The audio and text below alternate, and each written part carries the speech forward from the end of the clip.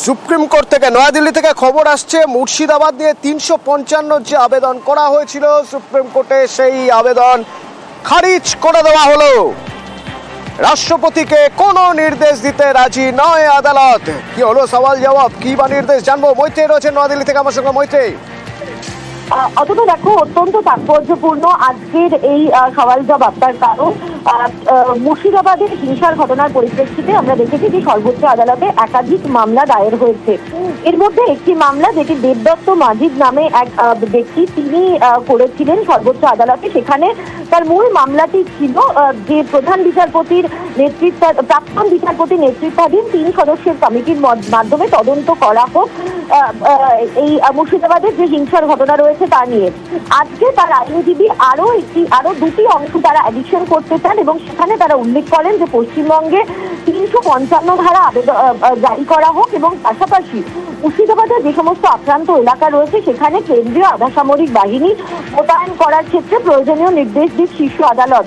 আজকে বিচারপতি বি.আর. গাভাই এবং অগাস্টিন জর্জ মাসির এজলাসে এই মামলা মেনশন করেন দেবদত্ত মাজিদের আইনজীবী বিষ্ণু শঙ্কর জৈন এবং তার পরিপ্রেক্ষিতেই সেই আবেদন খারিজ করে দিয়েছেন বিচারপতি বি.আর. গাভাইয়ের বেঞ্চ। তাদের অবজারভেশন যে ইতিমধ্যেই তাদের বিরুদ্ধে সর্বোচ্চ আদালতের বিরুদ্ধে অভিযোগ উঠেছে যে আইনসভার যে এখতিয়ার রয়েছে তার মধ্যে সর্বোচ্চ আদালত হস্তক্ষেপ করছে। ফলে রাষ্ট্রপতিকে ৩৫৫ ধারা জারির ক্ষেত্রে কোন রকম নির্দেশ দিতে রাজি নয় সর্বোচ্চ আদালত এবং সেই পরিপ্রেক্ষিতেই এই যে মেনশন করা হয়েছিল সেই মেনশনকে খারিজ করে দিয়েছে। প্রসঙ্গত অতটা তোমাকে জানিয়ে রাখবো যে এই যে মামলাটি অর্থাৎ প্রাক্তন প্রধান বিচারপতির নেতৃত্বাধীন 3 সদস্যের কমিটির নেতৃত্বে তদন্ত হোক সেই মামলার শুনানি আগামীকালের জন্য ধার্য রয়েছে এবং আজকেও কিন্তু অপর একটি মামলা রয়েছে যেখানে সর্বোচ্চ আদালতের নজরদারিতে তদন্ত হোক এবং রাজ্যের তরফ থেকে আইনসভার আইন শৃঙ্খলার রিপোর্ট চাওয়া হোক। সেই মামলাটি বিচারপতি সূর্যকান্তের বেঞ্চে তালিকাভুক্ত রয়েছে আর অল্প কিছু সময়ের মধ্যে সেই মামলা খবরও আমরা আসবো। তবে এই মুহূর্তে সুপ্রিম কোর্ট থেকে বড় খবর, ৩৫৫ জন্য যে আবেদন মুর্শিদাবাদ নিয়ে ৩৫৫ এই আবেদন সুপ্রিম কোর্টে খারিজ। রাষ্ট্রপতিকে কোনো নির্দেশ দিতে রাজি নয় আদালত। হাইকোর্ট থেকে গুরুত্বপূর্ণ খবর, হাইকোর্ট থেকে এবার গুরুত্বপূর্ণ খবর। হাইকোর্ট চত্বর থেকে সরকারি প্রকল্প কি বিভাজন দেখা হয়, মানে আমরা ওরা করে হয়, এরকম অভিযোগ কিন্তু উঠছে এগরা থেকে। মেয়ে ক্লাস 12 পাস করে গেছে কিন্তু কন্যাশ্রী মিলছে না। কেন কন্যাশ্রীর টাকা মিলছে না? না অভিযোগ উঠছে মেয়েটির পরিবার বিজেপি করে বলে নাকি কন্যাশ্রী প্রকল্পের আওতায় তাকে রাখা হয়নি। শোনাবো কি অভিযোগ। আমার সঙ্গে রয়েছেন পঙ্কজ সরাসরি। পঙ্কজ,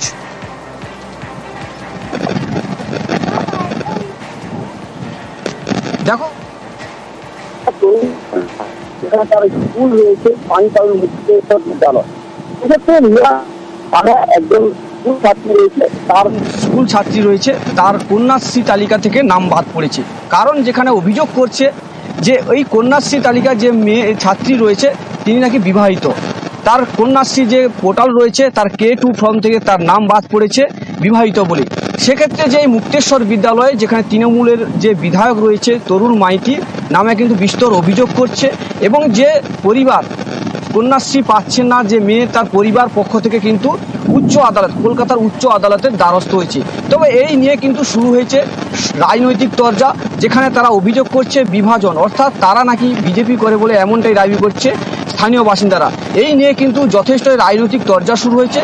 তবে এই কন্যাশ্রী প্রকল্পের টাকা পাওয়ার জন্য এই পরিবার কিন্তু কলকাতার উচ্চ আদালতের দ্বারস্থ হয়েছেন। ধন্যবাদ পঙ্কজ। যিনি কন্যাশ্রী যার পাওয়ার কথা তিনি পাচ্ছেন না, তার বক্তব্য শুনবো, তার পরিবারের বক্তব্য শুনবো, তারপর শুনবো বিধায়ক কি বলছেন। আমি K2 থেকে বঞ্চিত, পানিপাল ও মুক্তেশ্বর হাই স্কুল থেকে 24 সাল পাস করেছি এবং কন্যাশ্রী আমি পাইনি, K1 পেয়ে এসেছিলাম এবং K2 পাইনি।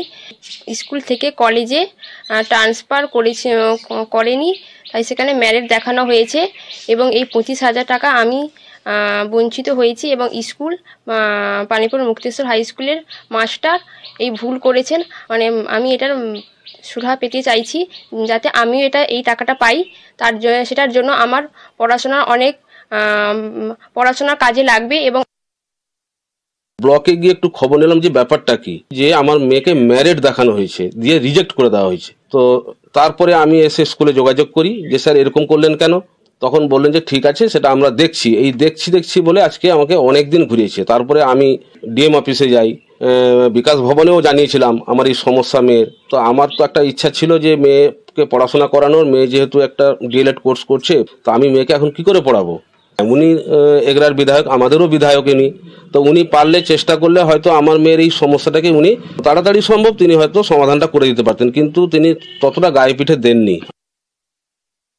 ব্যাপারটা হচ্ছে যারা ক্লার্করা কাজ করেন স্বাভাবিকভাবে তারা কম্পিউটারে কাজ করতে গিয়ে একটা মিস্টেক করেছেন, এরোনিয়াস, তিনিও সেটা স্বীকার করেছেন। আমরা যাতে ও K2 ফর্মটা ফিল আপ করতে পারে তার জন্য আমরা একটা চিঠিও লিখেছিলাম যে এটা ভুলভাবে হয়ে গেছে, এটা যদি কোনোভাবে তাকে দেওয়া যায়। আমরা কম্পিউটারে বসে চেষ্টাও করেছিলাম কিন্তু সাবমিট করতে পারিনি।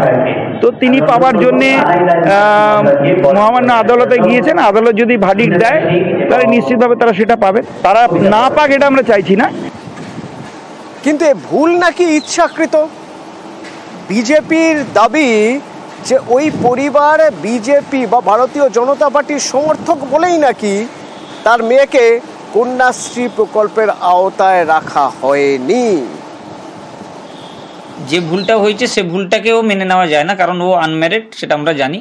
তাকে ম্যারিড করে ওটা ভুল স্কুলই করেছে। কন্যাশ্রী পোর্টালটা নিশ্চয়ই প্রধান শিক্ষক এখানকার বিধায়ক তরুণ কুমার মাইতির হাতেই রয়েছে ওটা। তো ওটা চাইলে ওটাই হেড স্যার করতে পারতেন, কিন্তু এটা ইচ্ছাকৃতভাবেই করেননি। যার এটা বাতিল হয়েছে উনি রাজনৈতিকভাবে আমাদের ভারতীয় জনতা পার্টির সাথে ওনারা যুক্ত, এবং মানে জেনে শুনেই যেন যে তারা না পেতে পারে সেই জন্য ওদেরকে বঞ্চিত করা হয়েছে। এটা যদি তৃণমূলের কেউ হতো তাহলে হয়তো এতটা হ্যারাসমেন্ট ওদেরকে হতো না। এসএসসির অবস্থান কি বুধবারের মধ্যে তা হাইকোর্টে জানাতে হবে। ওএমআর নিয়ে এসএসসির কি অবস্থান বুধবারের মধ্যে জানাতে হবে। অর্ণব রয়েছেন আমার সঙ্গে। অর্ণব, কি হলো হাইকোর্টে? এসএসসি 26 চাকরি বাতিল মামলা নিয়ে সুপ্রিম কোর্ট ইতিমধ্যে 3 এপ্রিল রায় দিয়েছে। সেই রায় হাইকোর্টের বিচারপতি দেবাংশু বসাক ডিভিশন বেঞ্চের রায়ের কিছু অংশ পরিবর্তন করেছে, বাকি রায়কে বহাল রেখেছে বা অক্ষত রেখেছে। সেই সুপ্রিম কোর্টের রায়কে মাথায় রেখেই বিচারপতি দেবাংশু বসাক ডিভিশন বেঞ্চের প্রিজাইডিং জজ এসএসসির উদ্দেশ্যে প্রশ্ন করেন যে সুপ্রিম কোর্ট হাইকোর্টের রায়ের কিছু অংশ পরিবর্তন করেছে, বাকি রায়ের অংশ অক্ষত রয়েছে, ইনট্যাক্ট রয়েছে, তাহলে সেই রায় সুপ্রিম কোর্টের রায়ের সমান। তাহলে কেন যে জাজমেন্ট হাইকোর্ট দিয়েছিল তার 3 নম্বর প্যারাগ্রাফ, যেটা এসএসসির উদ্দেশ্যে ডিরেকশন ছিল, যে সিবিআই যে 3টে হার্ড ডিস্ক উদ্ধার করেছে সেখানে সমস্ত ওএমআর এর কপি রয়েছে। এই সিবিআই এর উদ্ধার করা হার্ড ডিস্ক থেকে 3 হার্ড ডিস্ক থেকে সমস্ত ওএমআর গ্রুপ বি, নবম, দশম, একাদশ, দ্বাদশ, এই 4 নিয়োগ প্রক্রিয়ার সমস্ত ওএমআর কেন এসএসসি এখনো প্রকাশ করলো না? এই প্রশ্নের কি সদুত্তর আছে এসএসসি? কারণ স্পষ্টভাবে বিচারপতি মনে করিয়ে দিয়েছেন যে এসএসসি স্ট্যান্ড নিয়েছে তাতে আদালত অবমাননার সামিল। এসএসসি এই স্ট্যান্ডে এগোচ্ছে।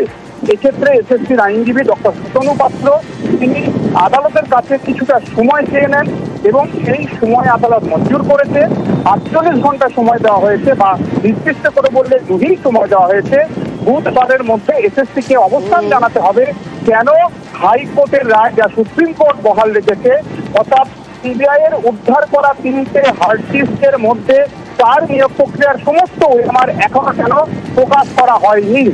এছাড়া রাজ্যের উদ্দেশ্যে যে রায় ছিল, রায়ের 3টে পাশে যেটা বলা ছিল, মূল যে জায়গাটা বিবেচ্য বিচারপতি জানিয়েছেন, ডিভিশন বেঞ্চের বিচারপতি বসাক জানিয়েছেন, এক্ষেত্রে ইতিমধ্যেই হাইকোর্টের রায় যারা চিহ্নিত হয়ে গিয়েছিল অযোগ্য হিসেবে তাদের বেতন বন্ধ করা এবং তাদের বেতন পুনরুদ্ধার করা, সেই প্রক্রিয়া কতদূর কি এসেছেন বা হয়েছে সেটা রাজ্যকে জানাতে হবে বুধবারের মধ্যে।